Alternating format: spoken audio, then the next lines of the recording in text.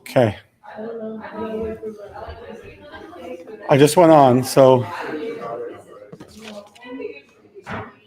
should be seeing me coming on now. We open up the paper. How are you doing today? You see me? Okay, if you're watching us on Chabad.org, good evening. Erev Tov. If you're watching me on my personal page, Erev Tov, good evening. Say hello. Hello, Sahara. Simi said that. Sarah, Simi said that you said I should tell her she drives like me. Simi said that I should say she drives like me. Yes. Sarah had the honor of going driving with my daughter Simi today. Yeah, Simi's driving. Hello, Kim. If you're watching us online, again, say hello. If you're watching us online, say hello.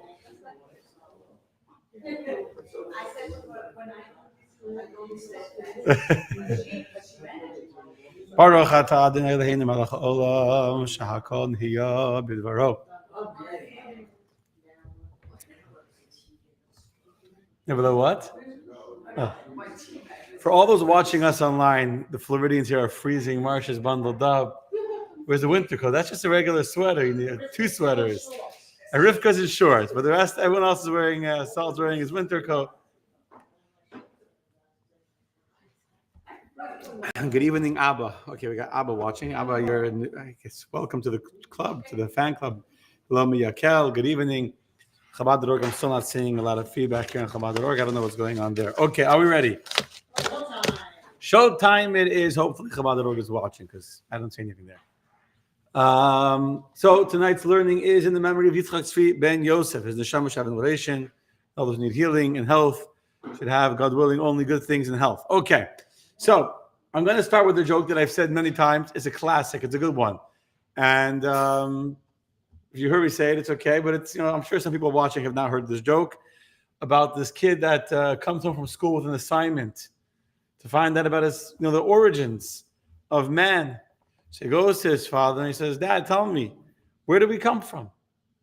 Dad thinks he's asking about the beginning of time, evolution. So he starts to explain to his child about once upon a time, there were apes and there were fish, and we evolved into animals, into apes, and then from apes we evolved into humans.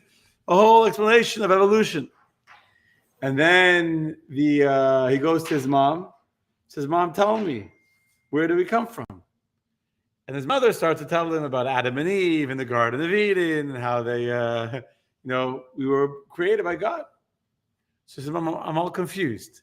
Dad told me we come from apes, and you're telling me we come from the Garden of Eden and from God. Which one is it? So his mom says, don't worry, don't be confused. Your dad is talking about his side of the family. Now I'm telling you about my side of the family. Okay. I'm glad I decided to say it.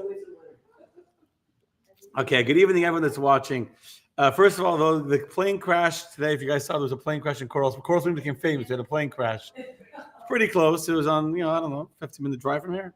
It's in Coral Springs. How big is Coral Springs ready? Plane crash. Okay. Someone asked about the plane crash in Coral Springs.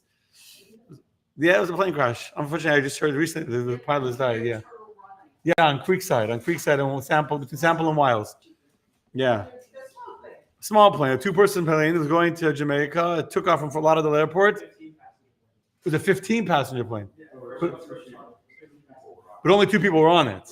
Okay, and the rest was I guess, for Jamaica. Yeah, that's what I read. Okay, so he has a bigger plane. From the video, there's a video of someone's backyard where it goes into the water. You don't really see the plane, just see the splash. So there was parts that were scattered from, the target over there. Yeah. There's a Burlington over there. So they followed. That's what I mean. They followed the breed trail. Yeah. I got it. All the way to 57th Street near. Okay. So we got someone almost ready to be in law enforcement giving us the update. There you go. Soon Adam will be a police officer. God willing, one day soon. Okay, thank you for the update. So now, my friends, that joke was a perfect opening joke. Oh, finally, Carmen is watching on Chabad.org. Good evening, Carmen. Good evening from Texas. Good evening, Ravit. Good evening, Shira. Good evening, everyone. Okay, So I want to talk to you today. I want to tell you a fascinating story. It's a crazy story. This is a Marsha kind of story. She's going to like this one. But and it's actually even like a wonder why the Torah would even tell us such a story. It's like a story like, why is this relevant for us as Jewish people, especially living today? Like, why would the Torah even want us to know such a story? Okay. And for those watching online, if you stay with me till the end, I will end tonight's class with an unbelievable story, like unbelievable story about this story. So don't go away if you're watching online. Don't go away because the story about the story is going to be a story to remember. Okay. So let's start at the beginning of the story. It's actually last week's story reading, but I got asked about it. So I'm going to go through the story. And there's actually a few different dimensions, but we're going to focus on perhaps one. Chapter 19. Verse 30 through 38. I'm going to read the story, and then we'll take it apart piece by piece, okay? If you remember, actually, before I start sharing, if you remember a 2-minute introduction, pass all those. You need more papers? You can share. Well, there you go. All right. No, send this on Facebook. Okay, so the story basically is, those who missed the joke, you missed the joke, but you can watch the rerun afterwards. Basically, we've been learning about a man called Lot. Okay, in the case you haven't been here last week, we missed some of you the week before. Lot was a pretty money-hungry guy who wanted to leave, or he had to leave his uncle Avraham. He goes to the city of Sodom, which is a very wealthy, rich place. There, he becomes even wealthier, assimilates into the society. Unfortunately, we discussed the wickedness of Sodom 2 weeks ago. Last week, we talked about how Lot's wife was like a real living example of the selfishness, of the narcissism, of the small-minded desire to keep what you have all for yourself and not to share with anybody else. And that's why she couldn't even share some of her salt. So her salt was so precious. She couldn't even share any of her salt. We talked last week about how salt preserves and how the way to keep what you have is by sharing it. So now they're running away from the city. The angels came. The angels said the city will be destroyed. Lot didn't want to go at first. Eventually he went, and they run away. And that's where we're holding in the story. And today we're going to talk about the daughters of Lot, which we haven't talked about really at all. And today's class will be only about the daughters, not about Lot himself or his wife, but the daughters. So now that you have that background context, let's start reading chapter 19. So Torah tells us that Lot went up from Zoar, which is where the angels first took him, to a small city called Zoar. I should say one more thing. When they ran, he said, please don't take me to the hills. Let me go to the city. He went to the city of Zoar. But then, later, I don't know exactly how much time later, Lot went up from Zoar, and he settled in the hills with his 2 daughters, for he was afraid to remain in Zoar. So he and his 2 daughters lived in a cave. The older one said to the younger, our father is old, and there is not a man on the earth to come to us as is the custom of the world. Come, let us make our father drink wine, and let us lie with him, that we may keep the seed of our father alive. That night, you ever heard the story before? Yeah, you forgot. I'm reminding you. It's worse in the book. That night, he's drunk. They get him drunk. That night, someone's is getting nervous. So stay tuned for the story. That night, they made their father drink wine, and the older one went in and lay with her father. He was not aware when she lay down and when she rose, meaning he was oblivious. He woke up. He didn't know what happened during the night. Let me just read the story, then we'll get to the details. Let's just read the story as it is in the Bible. On the morrow, that means tomorrow, the next day, the older one said to the younger, see, I lay with my father last night. Let us make him drink wine again tonight, and you go in and lay with him that he may keep the seed of our father alive. That night, they also made their father drink wine, and the younger one went and lay with him. He was not aware when she lay down or when she rose. Thus the 2 daughters of Lot came to be with child by their father. It's an interesting translation. The older one bore a son and named him Moab, which is the ancestor of the Moabites until today. The younger one also bore a son and named him Ben Ami. He is the ancestor of the Ammonites of today. Okay, this is a story. This is a story that we need to understand. Well, first of all, why is the Torah telling us this story? Why do we need to know about the birth of Moab and Ammon? what was going on, why the girls having incest with their father. Incest is forbidden by any standard of moral, decency and humanity. It's something which should be totally, absolutely not allowed. Judaism does not allow this. No religion is, I don't know if it's on the 7 Noahide laws, but for sure, not something that we should be promoting and teaching in the Torah. Now, obviously, the Torah tells us the truth as it is. The Torah doesn't try and hide uncomfortable details, but we need to understand what were they thinking, what was the whole story. So let's start with the first thing. The first thing is, why did the girls feel the need to have their father have babies with them? They thought that there was no man alive.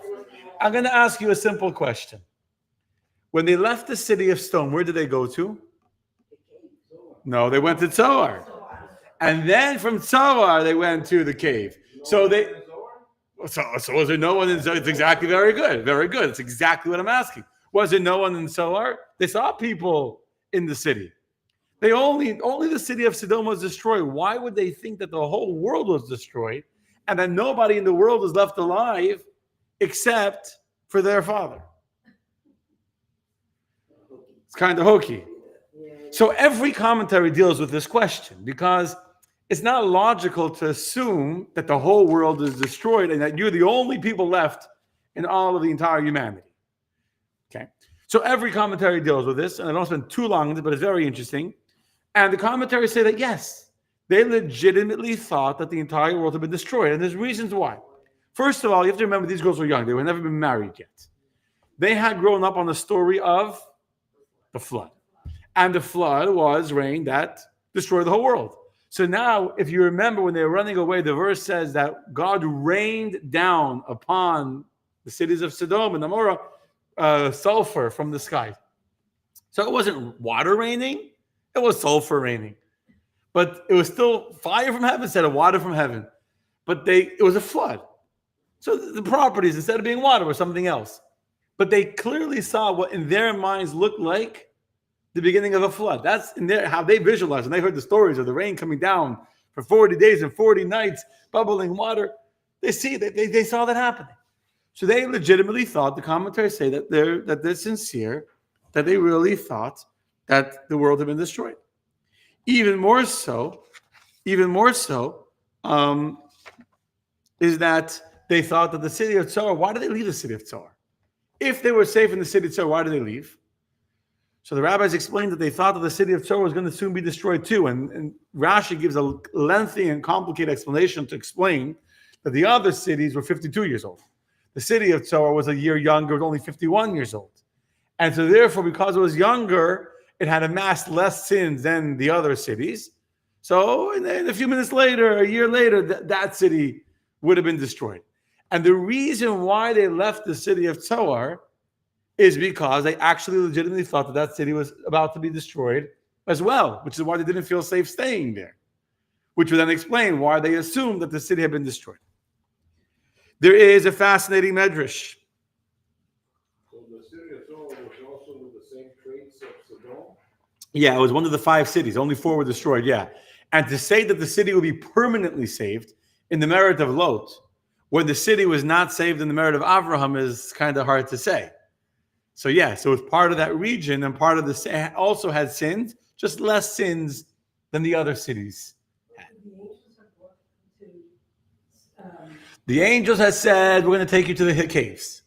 Lot said, please don't take me there. I'm afraid to go there. Let me go to the city of Zoar. It's younger. So the angels agreed. But then Lot is thinking, that was a stupid idea to ask that, because that city will be destroyed soon also. God, when you sin, God destroys a city. And the city of Zoar were sinners. So Lot himself says that was foolish of me to ask to come here, because this city will soon also be destroyed. So Lot left the city and went to the cave. It doesn't say in the text why he left, but the Torah says clearly that Lot left the city of Zoar and went to the caves. The reason why he left the city is because he thought that city was soon going to be destroyed. Okay? I'm going to tell you even more logical medrash. The medrash says that when the angel said he can go to the city of Zoar, that does not mean that the inhabitants of the city of Zoar were spared. All the people were killed. The only thing is that God hadn't turned over the city the way he turned over the city of Sodom and Amorah. So 4 of the 5 cities were actually turned upside down. The cities themselves were destroyed. Not only were the inhabitants killed, but the cities themselves were destroyed. And one city, the people were killed. Just the city wasn't turned over. So Lot and his daughters run to a city that's a death town. It's an entire city where nobody's alive except for them.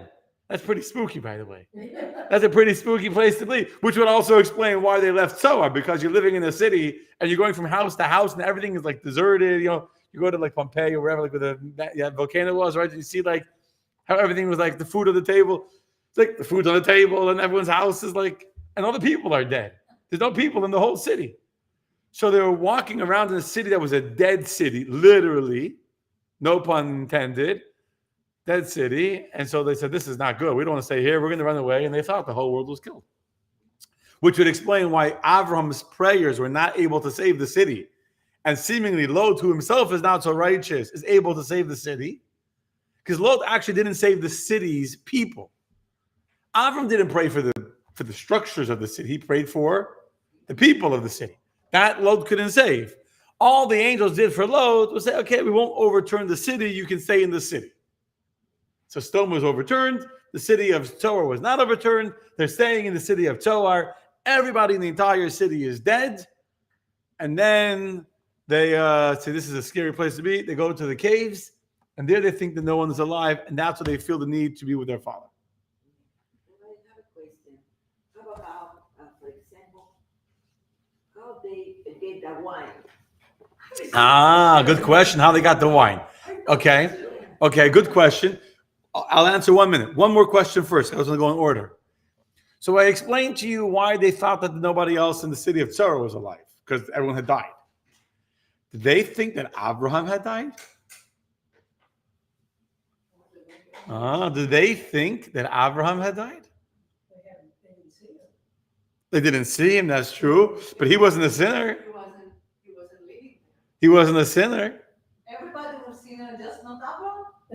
Yeah, Avram tried praying for the people, and God said, if there's 50 righteous people, and God said, if there was 50, I would save the town. If there's 40 righteous people, I'll save the town. Yeah, they're sinners, yeah. It was a whole society. The whole culture became a culture of selfishness and immorality and selfishness and sin. So if you look at the verse says that there is no man. They said there's no man for us. There's no man that will come to be married to us, because they had a stigma in their minds. If you look in the second verse, I copied a different format. There's no verse number, but the second line says, there's no man on earth, the third line in the English, not a man on earth to come to us as is the custom of the world. It's extra words in there. Meaning they assumed that more men were still alive in the universe. But they figured there were righteous men like Avraham. And would Avraham be intimate with sinners, girls that had escaped from the city of Sodom? No. So they said, no one will ever, we're like damaged goods. We're like, we're the escapees of people here. Oh, you're Sodom. I don't want to have kids with you. I don't want my children to have, the genes of Sodom. So the only way we're going to have children is with our father. So, and that's actually why the girls are not considered to have done something wrong. We're going to see, I'm going to soon read you a fascinating piece of Talmud. The girls acted with, again, they had misinformation. They thought the whole world had been destroyed. But based on the information that they had, remember this, the girls did not act in a bad way. That's how the rabbis of the Talmud look at the girls, and they're going to soon read you something fascinating. They did the best that they thought that they could do. They legitimately thought the world had been destroyed. And if you think about the fact that as they're young girls, they had heard about the flood. They experienced the trauma of Sodom being destroyed behind them. They didn't look back, obviously, but they heard it. They, raining down on the city and living in a death town of Zoar where there's no people alive. So we can understand exactly why they would feel this urgency to have children and to keep the world alive, which is a noble intention. If you remember, by the way, when Noah came out of the flood, what do you want to do? Not have children. It's like, I'm going to have more children when the world could be destroyed. And these girls are the opposite. These girls say the world's being destroyed. We need to have more children to keep the world going. So there's actually like merit to what they did. I told you I'm not going to give a class on Lot tonight, so I'll just say this briefly in passing. That there are some commentators that say that Lot did know. When Lot took his girls to the cave, he was hoping to be in a place where they would think that he was the only person alive, so that they would want to have children with him. You understand? The girls were kind of manipulated into it. Lot had a desire for them. He thought, I can tell them there's no one else alive in the world, and this way Lot could have more children through his daughters. And I don't get distracted. I want to talk about these girls and the children that are born to them. It says that, but and it says he didn't remember. It says he didn't know when he went to sleep. Uve kuma is a full vav, and there's the explanation. I remember offhand, but the full vav means the way it's written that he kind of had a hint. When he went tonight, the next night, it said about Tashkana Gamba Laila Ahu. He went to sleep again the second night, that night. He should have known what happened last night. He did it again. He was happy to be, somehow, he woke up, that was a good sleep, had a good dream. That's what it's not, in the text it doesn't say he knew. Doesn't say that, but some commentaries say that he knew. Okay. Now, the next discussion is, how did they get wine? Yeah?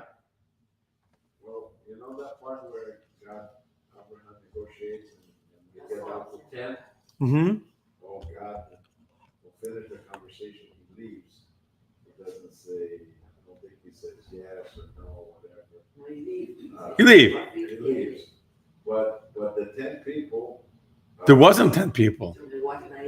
There wasn't even 10 people. Lost 2 daughters. There wasn't. Okay, let's not talk about that. Let's focus on this story. Let's focus on the story at hand. So, now we're in the cave. And somehow you're in the cave, you don't have that much food in the cave. But wine is in the cave. How did they have wine in the cave? Very good question. How did they have wine in the cave? They made it from what? I don't know if you can make wine from berries. So the rabbis tell us that God prepared wine in this cave to be there for them. The wine was there. God set this up.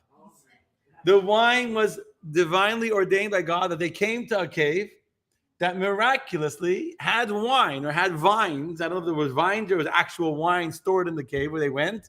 There was wine in that cave. Either somehow there was wine stored there, or I'm not sure which one, but that's what the rabbis tell us. That God ordained it. That in order for these children to be born, God made it, that they ended up in a cave with wine inside it. So they have a sign from God, so to say. Imagine now, you're these girls, whose names, by the way, we don't know. But imagine you're one of these girls, the older girl, and you worry the whole world is destroyed, and a miracle happens, and in the cave where you are, there's wine. It's almost like a sign that, maybe God is dropping a little hint. There's wine in here. You've ever been in an escape room before, right? Nothing in that escape room is it's a lot of fun, escape rooms. But when you go in, you start looking. Anything you see in the room is a clue. It's going to have a purpose at some point. Nothing is in there just for no reason. And so there's a wine here. That's a sign. I'll tell you even more. If you look at the words that the girls say to each other, again, I should have broken up the verses to make it easier. But it says, what does the older girl say to the younger girl? Our father's old. There's no one else in the world for us to come with. Come, let us make father drink wine. Let us lie with him. Which in English means that we may keep the seed of our father alive. That's what they say. You see that in the text? Yeah. They say, come, let us lay with our father. Doesn't say so we can have a child. Doesn't say we can come and have a child. You know what it says? I'll share the text for those watching on my personal page, so you can see it in the Hebrew and in the English. Look here, it says, we'll lie with our father. We're here. Which means that we may keep the seed of father alive. Meaning, they're not just looking to have one child, they're looking to create a future, a dynasty. When you say the seed, that means all future generations.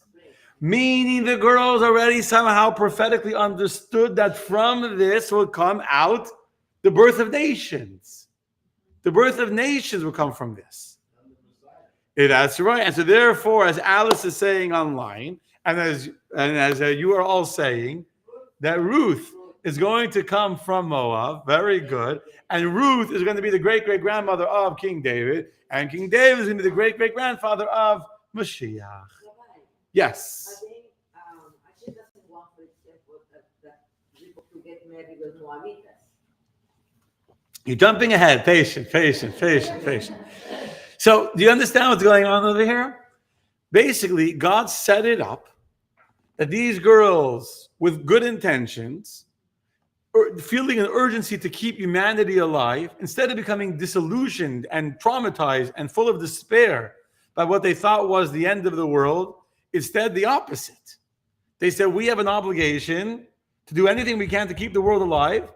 Desperate times call for desperate measures. And somehow, miraculously, there's wine here in the cave. Let us ensure that a dynasty can come from our father, that our names could continue, the generations can come from this. So it's clear, when you start reading the text, if you would be sitting here tonight, Sarah would read the text and say, "Oy vey, what is this? This rated R Bible that we're teaching our kids, with these kids, girls having babies with their father while he's drunk lying on the floor." The girls actually had divine intentions to keep humanity alive, to keep the seed of their father alive, to give birth to the next generations. And that's why they were considered to, in some ways, to have done a good thing, to do a good thing. Okay? So, yes, we, in hindsight, we know that there were other people alive and they could have children from other men and all that. But sometimes when you make decisions, you have to make decisions with the information you have at hand, right? And part of being a leader and part of sometimes doing the right thing is you feel if there's a need, you see something has to be done. You don't wait, let me collect more data, let me do some statistics, let me run. This is one of the things about Jewish organizations. They like to do a lot of studies. So they spend 16 years studying the problem until they can, we run in, there's an issue, we got a firefighter analysis. You got to run in. Sometimes with the limited, if you know there's someone bleeding, if there's an active shooter, you don't say, okay, when the used to be, we'll stop, we'll make a safety perimeter, we'll analyze the situation, we'll send in a drone, we'll see what's going on. If there's a shooter, if someone's lying on the floor dying, you don't have all the information, but you got to do the best that you can with the information you have. And this is exactly what the girls, the daughters, the unknown, the unnamed, the daughters of Lot did to make sure humanity would survive in that cave. Okay. That's the story of them being with their father. Now let's talk about the two children that are born. Okay? So we have two children. One, the older one is called Moav, and the young one is called Ammon, from Bnei Ami, the people of my nation. So what does Moav mean? In Hebrew, me, the mem, at the beginning of a word, means from. Av means father. So Moav means literally from my father. Not very discreet over there, you know what I'm saying? If you're gonna have a baby with your father, you can find a little bit more of a discreet way of naming the baby. You're like, I don't know, like, yeah, I should be careful what I'm saying. I'm on Facebook. I'm being recorded. Like, they feel like, I don't know, Frederick III, whatever, like, junior, like, so like, Lot the senior, Lot the second, from Moab literally means from Av, from my father. No discretion at all, straight up. Here's my trauma. Here's my story. Like, the second daughter is a little bit more diplomatic, and she calls the child the Bnei Ami, a son of my nation. A nation could be a second cousin. It could be, my father's brother's uncle's child. Whatever. Like, he doesn't say my father. She says from my family, a child of my family, child of my people.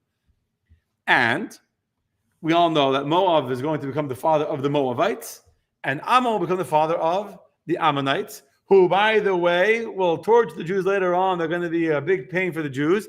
And when the Jews are running away, the Moabites will actually not give them any food or water, etc., and they'll have to be punished for that. We'll get to that soon. But the point is that even though these girls acted with noble intentions, the older daughter is criticized for not being discreet and subtle about the choice she made in how to name her child. And therefore, what? The first one, the older one. Some people, they do something and they're like, this is what, take it, this is who I am, right? So you made a decision, you did what you did the best in your circumstances. But sometimes I did the best in my circumstances, but then, Keep it low. Don't flaunt it. Some people, they feel the need to to show off their okay. And therefore, if we go look later on in the Torah, and share my screen again, in the book of Bamidbar, when the Jews are traveling through the desert, Hashem says to Moshe, they're trying to get to the land of Israel. And all the nations around the land of Israel will not let the Jews cross through their land to get to the land of Israel, including Moab and Ammon, these relatives of the Jewish people. So in chapter 2 of the book of Devarim, when Moshe is repeating the story of the Jews traveling through the land of the other lands, trying to get to the land of Israel, he says, God said to me, Al Totzares Moab, do not distress the Moabites and do not provoke them to war. For I will not give you any of their land as an inheritance, because they have given Ur was the capital of their land, to the children of Lot as an inheritance. That's verse 9. So, as Moses says in verse 10 and 11, they didn't let me go through. I tried to offer to pay. I couldn't. So we traveled further north. And then when we approach opposite the children, God says to Moshe, we traveled further north. And God said to Moshe, in verse 19, when you approach opposite the children of Ammon, neither distress them, nor provoke them. I will not give you of the land of the children of Ammon as an inheritance, because I have given it to the children of Lot as an inheritance. So we see over here that both Moab and Ammon are given land as children, descendants of Lot, as inheritance. And therefore the Jews cannot conquer their land because it belongs to them, although we will get their land. When will we get their land? When Mashiach comes. Okay. Who can tell me what is the difference between the command of God to Moses in verse 9 and the command to God in verse 19? I left the screen open on my the text open. Look at verse 9 and look at verse 19. In verse 9, thank you those that are watching online. I think that it's interesting. Wait for the best part still to come. In verse 9, when God says, do not distress the Moabites, I look at verse 19 where God says not to distress the Ammonites. Do you see a difference between these two verses? Do not provoke to war. And by Ammon it says,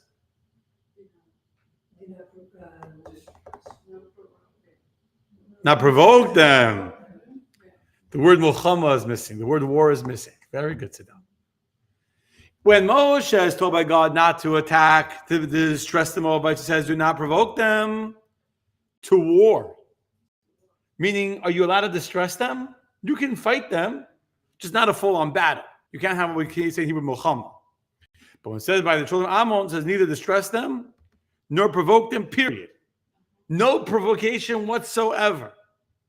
And so this, the Talmud tells us, turn over your page to the Talmud, Tractate Nazar, page 23b. Rabbi Chia bar Abba said, that Rabbi Yochanan said, from where is it derived that the Holy One, blessed be He, does not deprive one of even the reward for proper speech, as in the case of Lot's elder daughter who called her son Moav, which means from father.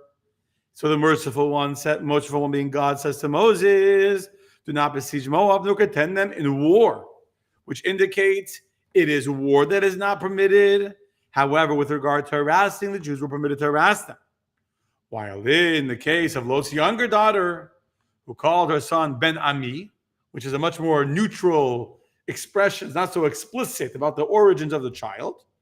With regard to her descendants, God said, do not harass them, nor contend with them. Which means, even as far as harassing is concerned, you may not harass them at all. You see the difference? So even though they had good intentions, Lot's older daughter had no shame. She had no discretion.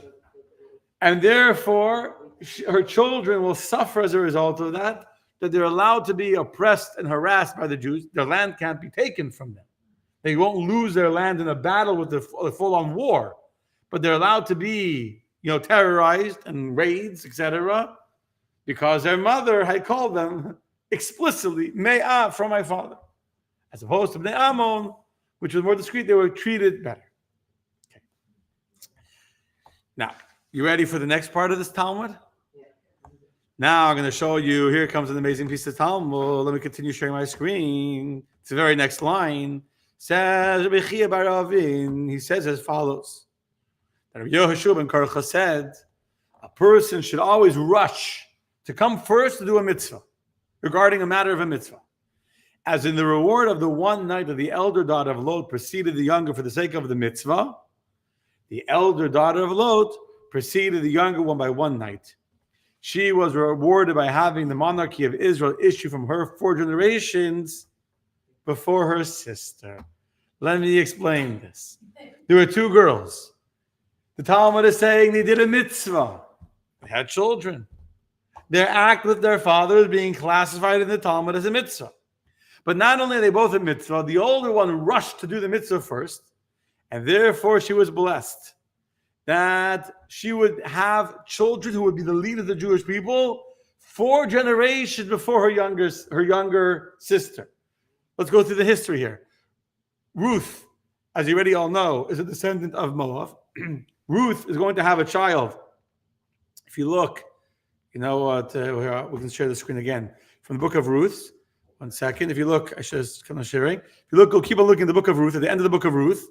And the neighbor woman gave him a name, saying, a son had been born to Naomi, and they called his name Oved.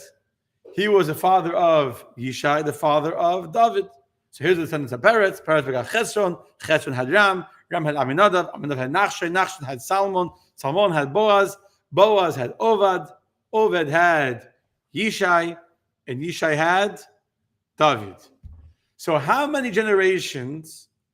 You should realize that Boaz was one of the leaders of the Jewish people. Oved was one of the leaders of the Jewish people. Yishai is the leader of the Jewish people. And then David is a leader. So you have Oved, Yishai. Sorry, you have Boaz, you have Oved, you have Yishai and David. 4 generations. Before, you know who comes from Ammon? Naamah was one of the wives of David HaMelech. And Shlomo HaMelech, King Solomon. King Solomon, he has a wife called Naamah. So I made a mistake. It's not Boaz, because Boaz is the wife of Ruth. So it's Yishai, it's Oved, Yishai, David, and Shlomo HaMelech. 4 generations that come from Ruth. Shlomo HaMelech, King Solomon, marries a woman called Naamah. She is an Ammonite girl, and Rechavam, who is the next king after Solomon, is born from Naamah, who is a convert from Ammon. So not only were you all correct in telling me that Ruth is a great-great-grandmother of David, who's a grandmother of Mashiach, and she comes from the older girl in the cave. What you didn't say to me, because you didn't know, is that the younger girl who gives birth to Ammon also is a great-great-grandmother of the dynasty of Mashiach, because the son of King Solomon, who continues the dynasty of King David, is a son of Naamah, who is from Ammon. Do you guys follow that? Yes? So both of them give birth to children who would eventually become kings of Israel and part of the Davidic dynasty. Both of them. Okay. Those 2 girls, Lot was Sarah's brother. Say again? Lot was Sarah's brother. Lot was Sarah's. No, Lot is the nephew. Oh yeah, of Sarah's. Yeah, she's Sarah. Yeah. Yes. So those 2 girls were Sarah's nieces as well. Mm-hmm. Yes. Okay. So, it's an amazing thing. This is what we call the arc of history and the arc of redemption. This like amazing line. Now, really, if I would have more time, I will discuss why it had to be like this. The Mashiach came not just from 1, but 2 girls. 2 girls in a cave having a child with their father, both Moab and Ammon, who would give birth. Moab would become the great-grandmother Ruth of David, and Rechavam, the son of Shlomo, who would come from Ammon. But I want to tell you an amazing story that's going to explain to you these 2 girls and the idea of Mashiach coming from questionable lineage is a fascinating class. Another time, maybe another week, we'll do a class on that. Another week. I want to tell you an explanation for the behavior of these girls. Why would they call their children by the names of their fathers? At least the older ones. Say, Me'av, from my father, from my people. Seemingly, if they were so righteous, and I've kind of been telling you that they were pretty righteous, I told you that they acted with good intentions, that they thought the world had legitimately been destroyed, and God was setting them up, and they recognized the sign of God. And their intentions were not just to have a son, but to keep the world alive, to keep humanity going, which makes them even more committed to the goal of God to keep a universe inhabited more than Noah. So the righteous girls, who, by the way, also they worked hard, they really wanted to have children. That's why in one night they became pregnant. Both of them, in one night of intimacy, became pregnant. And you don't find that they were intimate again. It was a one-time deal. In one night, each one of them became pregnant because they really, really wanted to. So if they're so righteous, why would they do something so unclassy like naming their children after their father? So I'm going to tell you a story. It's a true story, a verified story, said in the name of Rabbi Moshe Feinstein. Who here has heard of Moshe Feinstein? Once I didn't look at any of the comments. To establish lineage, yes. You heard of Moshe Feinstein? Anyone? Nobody. So Moshe Feinstein was perhaps the greatest rabbi in America in the first half of the 1900s. He was considered one of the leading rabbinic authorities. The Rebbe, our Rebbe, had a tremendous respect for Moshe, mutual respect. Many stories, the Rebbe sent many people with questions for Moshe Feinstein. Moshe Feinstein, in certain ways, considered himself a secret chassid of the Rebbe. They had a lot of correspondence between them. The Rebbe actually bought Moshe Feinstein a pair of Rabbeinu Tam tefillin. They should start putting them on every day because he didn't do it because he couldn't find one kosher enough. So the Rebbe personally paid for tefillin for Moshe Feinstein. To give you an idea, we're talking about a giant of a man who wrote many halachic rulings that became like the consensus of American Jews about many areas is from Moshe Feinstein. A great man. And just as a side note, his great-grandmother, Rachel, grew up in the city of Liozna, which is where the Alter Rebbe was the Rebbe. And his great-grandmother was a genius of a girl. And she really wanted to study Talmud. And she really wanted to learn like the boys, but was completely unheard of in Eastern Europe in the 1700s for a girl to learn. And so her father went to the Alter. They were not Hasidim, but he went to the Alter Rebbe to ask what to do with his daughter. And the Alter Rebbe said that she should go learn in the school. She should sit behind the class, like not in the class, but like behind, and she should learn with the students. And his great-grandmother, Rachel, was in the same class as the Tzemach Tzedek, the grandson of the Alter Rebbe. So Tzemach Tzedek and the great-grandmother of Rabbi Moshe Feinstein learned in school together, which was completely unheard of in the religious world. In White Russia. In Liozna. Liozna was a city in White Russia. Anyway, so Moshe Feinstein shared a story that happened in the winter of 1921 in Luban, Russia, which is where he grew up till he came to America. Okay? This is a story. As he said the story many times by this parasha to explain the story of these girls. There was a man in his town who suddenly, a very well-respected person, a prominent member of the community, who became deathly ill suddenly from a peculiar illness, where his tongue became completely swollen and infected. He could not chew, he could not swallow, he could not eat, his tongue was totally swollen. Very, very painful. The doctors could not figure out why his tongue was swelling. So he's lying on his sickbed, his deathbed, this man, and they asked that the rabbi of the town, Rabbi Moshe Feinstein, should come to visit him. So Rabbi Feinstein goes to visit this man as he's dying. He comes into the room, and the man asks that everyone else should leave, so it's just the two of them alone in the room.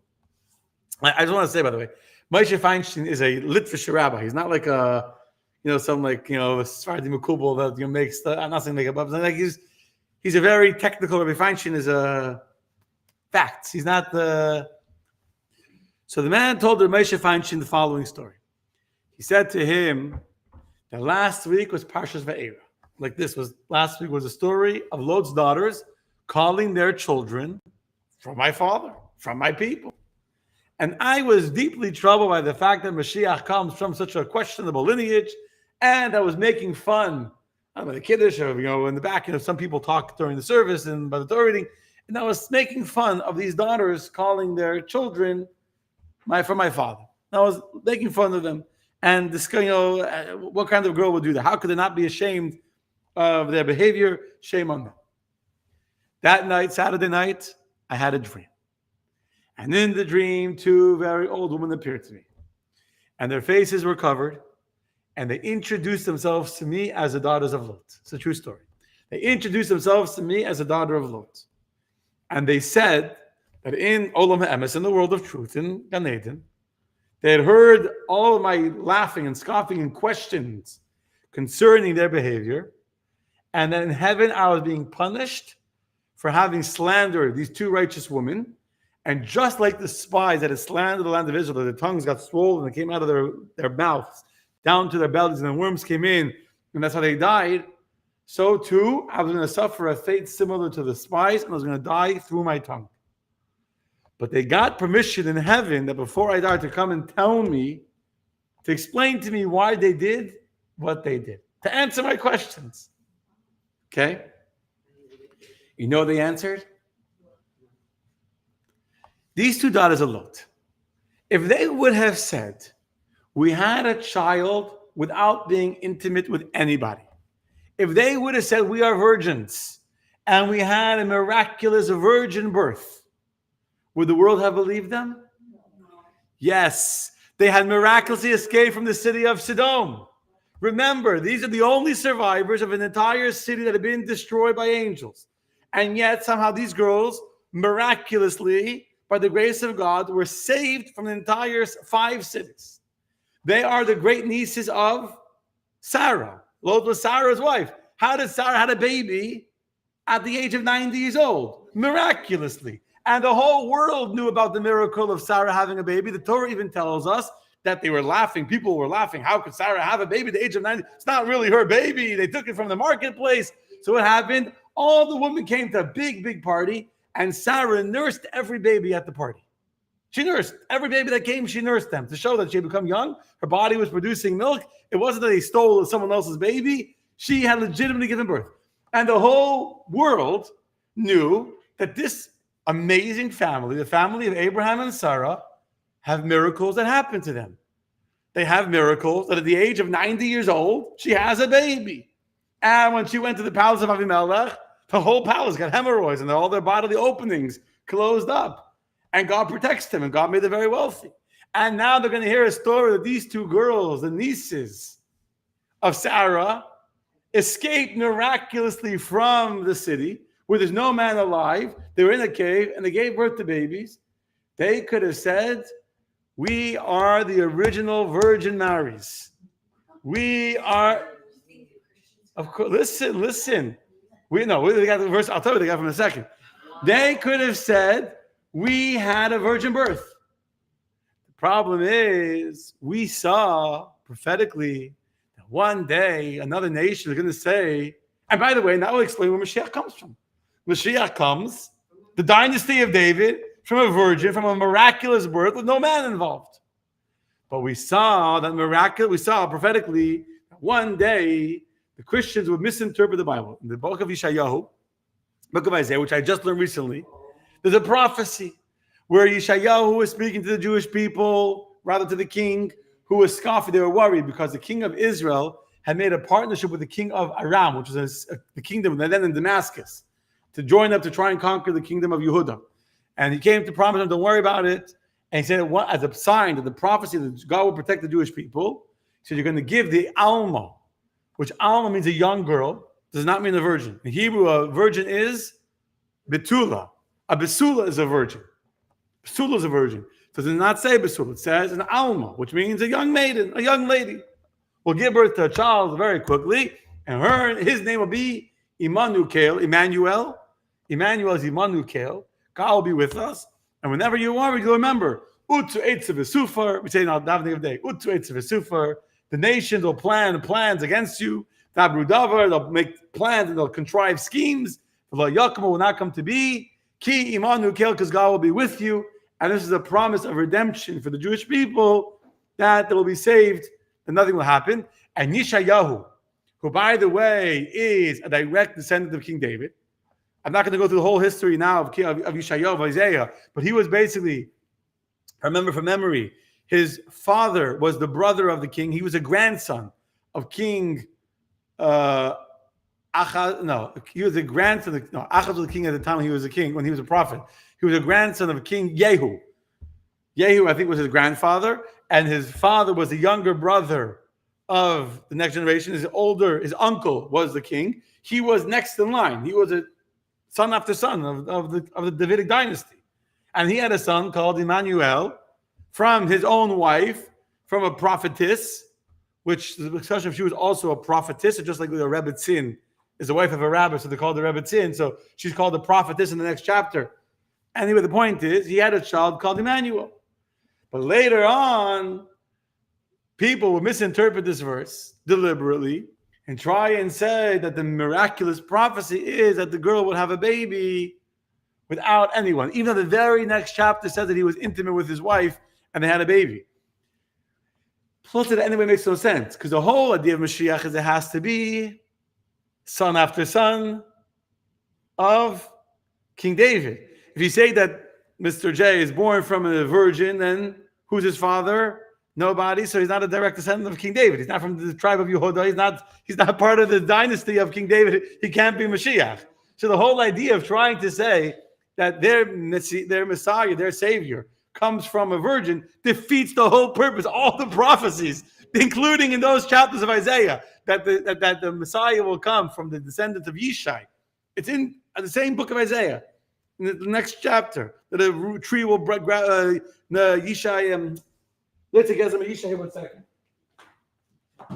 I'm literally in the middle of learning it now. Actually, we're learning it in the morning. That a tree will come out from Yishai, and all these prophecies. That a branch will come out, etc. All these verses, they're impossible if you say he's from no father. And the verse says he'll come from the tree of Yishai, etc.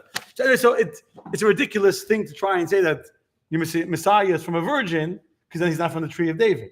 So it defeats the whole purpose. But anyway, says these two girls to this man that had made fun of them. And they said that we sinned to do that one day. There'll be a Jewish boy born to a Jewish mother who behaved not appropriately. And instead of admitting what she did wrong, she would pretend to be a virgin. We decided that we have an obligation to make sure that the world knows that it's impossible for a child to be born from a virgin. Even we who were miraculously saved from Sodom, when the whole city was destroyed, even when you come from a family of miraculous stories of births at the age of 90 and all that, we were willing to embarrass ourselves and to let the world know who is the father of our children, in order to prevent someone from making up a myth that a child could be born from a virgin without a father. Amazing, huh? And then 1921, because he made it fun. People didn't know. The Kabbalists know. He said to Moshe Feinstein, we want you to know that instead of an immaculate conception, the whole story of a virgin is a deception. It's a deception. It's impossible. A Messiah, Mashiach, cannot be born from a virgin without a father. First of all, we know it has to come from the family of David. But besides that, it's not possible. We could have gotten away with it. We could have been known as virgins and saints, and we could have gone down in history as a miraculous woman who were miraculously saved from the city of Sodom and miraculously gave birth to a child virginity. I don't know if that's a word. Like without a man, alone in the cave. And there was no man. People would have suspected us, Avram's great nieces, of being with our father. They would have thought that we're virgins, that we're saints, that we're the holiest people alive. We have children miraculously. But in order that this should be clear to everyone, we were willing to sacrifice our honor on the altar of truth. We were willing to sacrifice our honor on the altar of truth to be sure that people should know where the real Mashiach comes from. And the man said this was his dream he had to Rabbi Feinstein. And after that, he turned over and he passed away. Moshe Feinstein was stunned. Can you imagine being there hearing this story from a guy and he dies in front of you? And so Moshe Feinstein, 3,700 years from when this story happened till Moshe Feinstein heard the story. And from then on, he passed away in 1986, Rabbi Feinstein. He would repeat the story often. I mean, it's a crazy story. He would repeat the story to be clear who exactly are these girls. And this is perhaps the idea of the sacrifice from the sake of Mashiach, that they were willing to ruin their own honor for this. Okay. And then I want to end with a lesson. I was thinking, what's the lesson for me? And I mean, this is a crazy story. I mean, this is end with this. But there is one lesson for us. I said already before, but I want to just go back so that we can end with a practical takeaway. It's very easy sometimes to give into despair and say my situation is helpless. I saw the whole world being destroyed. Everything is, the whole world is falling to pieces. I'm being polite in my language. The whole world is look who just got elected here, and look what's happening there. And look, it sounds like the world's terrible. And yet, the great grandmothers of Mashiach were blessed to give birth to what we come to see, the Zerah of Mashiach. Why? Because instead of being this full of despair and helpless, they acted with the information they had. It wasn't right information, but that's what they had. And they were willing to do what had to be done to ensure the future of humanity. And that's why they merited to have a child who will one day become, both of them, to have the child who will one day be Mashiach. That's an important lesson for us. Sometimes we see, problems and we see issues. And we say, look at the world falling apart. It's easy to do that. Harder, especially if you have to be willing to sacrifice your own dignity and your own honor to do what you need to do to save the world. And that is a beautiful lesson we can learn from girls, that if you just read the text, you think that there's terrible sinners sleeping with their father, who actually are beautiful role models of true sacrifice for the greater good of the universe. Good night, my friends. Hope you enjoyed. Okay, now we'll take all the questions. How could they have thought the world ended? They survived the destruction of Sodom and Gomorrah. So, Adam, you are asking an excellent question. I recommend you go back to the beginning of the class, because the first 20 minutes of the class addressed exactly your question, Adam. So you will have to watch the beginning of the class. Is Besul the same word as what, Alice? I don't understand your question. Is Besul the same word as what? Sheikh ben David is... David had many children, but Shlomo is his dynasty. The dynasty of David is clearly Shlomo Melech. He's the one that continues the kingdom. Yeah, absolutely. Yes. Good night. We'll see you tomorrow, God willing. Yes? Good. Any other questions? Yes, we die at the time. 100%. Lashon Hara, 100%. 1 second. Carmen, thank you. Well, you enjoy. You have a blessed week yourself. Thank you, Gal. Thank you, Lori. Now you know what. Thank you, Lori. That's why this lesson's part of the Torah. Very good. Thank you, Lori. Thank you, Gal. Yeah. Small question. Yeah. Maybe a small question. Literally. What's up? Before I hang up, Rivka's father. I know who Besuel is, Alice, but I'm not sure what your question is. Besuel, the same word as what? 1 second. Thank you, Mia Kel. Thank you for inspiring class. The daughters of Lot, Father, and David, insights, challenge, and Torah, and the powerful laws and courage. Wow. Look at this beautiful word. Thank you. We're deeply grateful. Look at the comments I'm getting. We're deeply grateful for your wisdom and inspiration and for showing us how the Torah continues to illuminate our path from darkness to David. Have a wonderful and safe week. Thank you, Mia Kel. You're very, very sweet. They are so, Good night, Stephanie. Lila Tov. Yes. they are from such auspicious situations. How is it that their names have been eliminated from Torah history?